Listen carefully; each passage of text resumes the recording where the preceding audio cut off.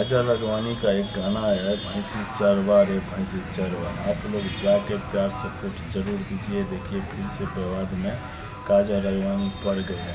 गाना एक बार जाके जरूर सुनिए। अच्छा लगे तो ठीक है, नहीं लगे तो कमेंट कीजिए, क्योंकि जितना खेसारी लाल का फॉलोवर है आप लोग जाके जरूर सुनिए। काजल राघवानी को फिर से गाना नया लेके आया भैंसी चरवा रे भैंसी चरवा। एक बार लेके आया था टेम्पर वाला का, एक बार काजल राघवानी फिर से नया वीडियो बनाया है। आप लोग जाके प्यार आशीर्वाद जरूर दीजिए। ज़्यादा से ज़्यादा काजल राघवानी का सपोर्ट में रहिए। फिर से विवाद में पड़ गया है, आप लोग जाके वीडियो को देखिए। क्या काजल राघवानी का गाना क्या है नहीं है, फिर से टुकना टुकनी कर रही है।